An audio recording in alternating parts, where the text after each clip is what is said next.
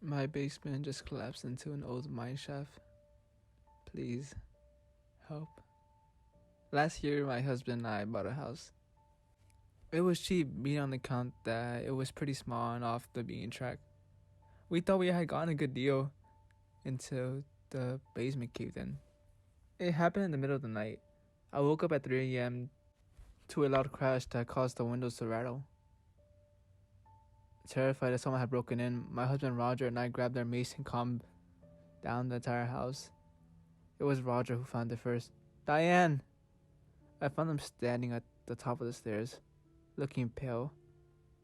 He pointed down to where our basement floor was simply gone.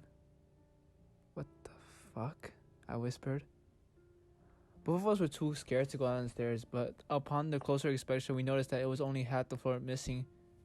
The area behind around the stairs seemed intact, while beyond the stairs was a huge hole that seemed to go down at least like 10 feet.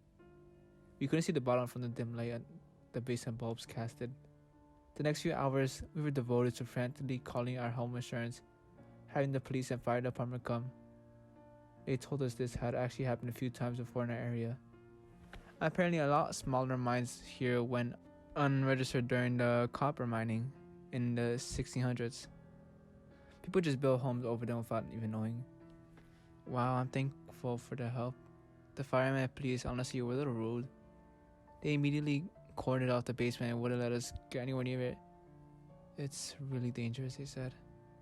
But that didn't stop them from going into the basement. They were there for hours. Insurance will mostly cover the repairs, but the house would be unsafe to live in until it was fixed.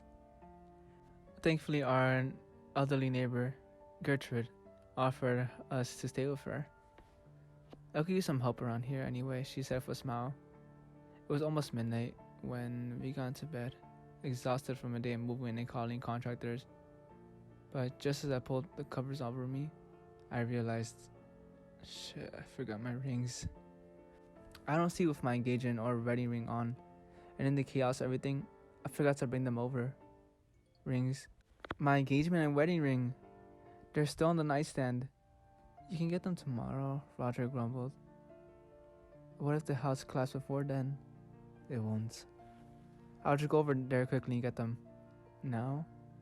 I nodded, then I got out of bed and pulled my jeans on and started downstairs. The house was quiet. Gertrude had already gone to sleep. I snuck out as quietly as I could, then raced across her lawn into ours. Ran up the porch steps, pushed the key into the lock, and swung the door open. The house was quiet. Completely silent. Still. Dark. It was weird seeing everything so empty. I mean, I'd arrived to an empty house before, but not in the middle of the night like this. I flicked on the lights and went upstairs. I walked into the bedroom, grabbed the rings off the nightstand and turned around. Started for the stairs. Creak. I froze. Is someone in the house? I glanced around, clutching the rings to my chest. Then my eyes locked on the front door. I'll run downstairs and out the door. They won't get me. They won't. Creeped. I whipped around. It was the bedroom door. I was just in there. No one's in there. I frowned, watching it as it pushed another inch. Creak. And then it stopped. There was a draft coming from somewhere. I went downstairs, looked around, and immediately noticed a problem. The basement door was open. One of the firemen must have left it open. I just walked towards it slowly. Even though I knew it was just a simple mistake, my heart was hammering in my chest. I grabbed the edge of the door and started to push it closed. Trip. The sound was soft, like a tiny drop of water falling from my basement and hitting the floor of the mine below. Unable to stop myself, I turned to look down. The stairs descended into the darkness. I could barely make out the concrete floor and the jagged edge where it gave way to mine. My hand tightened on the doorknob. I wonder how far it goes down. In all the commotion from earlier, we didn't get much time to really inspect the damage. The firemen kept us away from the basement, telling us how dangerous it was. How it only took one step. I rummaged in my pocket and found a bobby pin. I held my breath and threw it in. 1,000, 2, 1,000. 3 seconds passed before I heard the light tink of it hitting rock. My physics is rusty, but I don't think that mine is only 12 feet deep, like the officer told us. My heart pounded faster. I pulled out my phone and turned on the flashlight. The light didn't reach the bottom, just some wet, glistening rock near the top of the hole.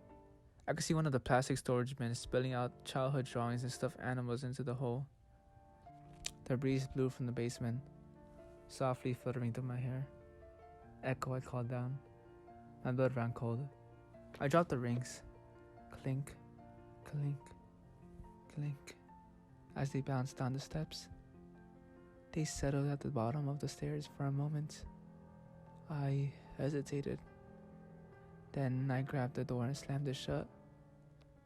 Because I swear, mixing with the overlapping echoes of my own voice, there was a second voice. Something that I could tell on a primal level that did not belong to me. I ran out of the house and back to Gertrude's, locked the door and snuggled in my bed.